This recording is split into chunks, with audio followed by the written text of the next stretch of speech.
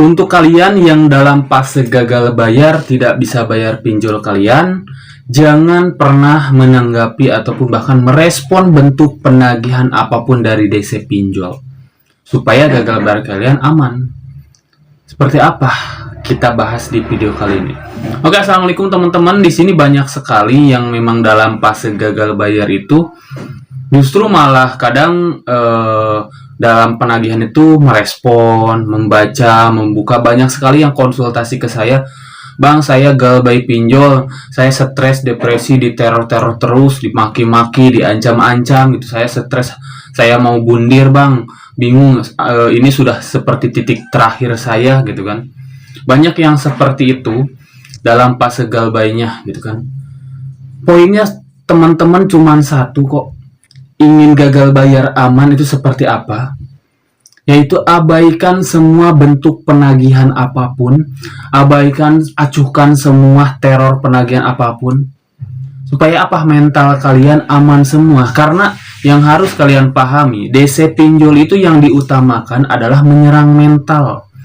Yang diutamakan adalah mengintimidasi, membuat kalian down, stres, depresi. Itu yang mereka lakukan supaya Anda ibaratnya bayar. Tapi kalau memang kemampuan Anda benar-benar tidak sanggup bayar, jadi hanya mental Anda aja yang kena, sedangkan posisinya tidak bisa bayar. Memang banyak kasus-kasus yang terjadi sampai bundir, melakukan kriminalitas. Kenapa? Karena teror online. Padahal simple, itu bentuknya online, teroran online. Ya, posisi kita nggak bisa bayar, udah abaikan, acuhkan semua bentuk penagihannya. Kalau perlu ganti kartu dan WhatsApp kalian, supaya ibaratnya kalian lebih tenang. Dimana kalian ibaratnya mau fokus untuk mencari uang, bagaimana mau fokus untuk memperbaiki keuangan kalau kalian ibaratnya mendapatkan tekanan-tekanan batin, pikiran-pikiran gitu kan, membuat stres. Ya. Jadi poinnya, kalau kita sudah dalam fase gagal bayar ataupun memutuskan untuk mengambil langkah gagal bayar, segala bentuk penagihan apapun, teroran, intimidasi, ancaman apapun, abaikan, acuhkan. Jangan dibuka, jangan dibaca. Kadang teman-teman udah jelas posisinya kan gak bisa bayar, tapi segala bentuk teroran, ancaman, intimidasi gitu kan dari DC pinjol itu masih dibuka, dibacain. "Bang, ini gimana, ini gimana." Itu nggak akan dapat solusi, justru akan memperburuk masalah Anda. Karena itu yang mereka inginkan, DC pinjol inginkan itu. Kalian ibaratnya membaca, melihat semua teroran mereka. Jadi Anda semakin tertekan. Coba kalau kalian tidak ibaratnya lihat intimidasi, teroran, ancaman dari DC pinjol itu, tidak akan ada timbul pikiran takut. Tidak akan ada timbul pikiran ibaratnya membuat kalian down ataupun stres. Kalau kalian mengacuhkan, mengabaikan, tidak lihat itu semua. Ya, saya nanganin nasabah banyak yang memang berbeda karakter lah. Ada yang memang mengikuti arahan untuk mengacuhkan, justru itu lebih aman.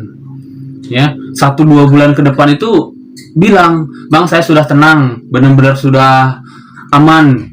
Ya, karena kan saya sekarang udah bodo amat, mau kayak gini juga. Ternyata memang seperti itu harusnya, diabaikan, diacuhkan. Dibandingkan yang masih mengikuti teror penagihan, gitu kan? Yang masih mengikuti teror penagihan justru mentalnya, pikirannya itu masih di dalam ibaratnya kekacauan.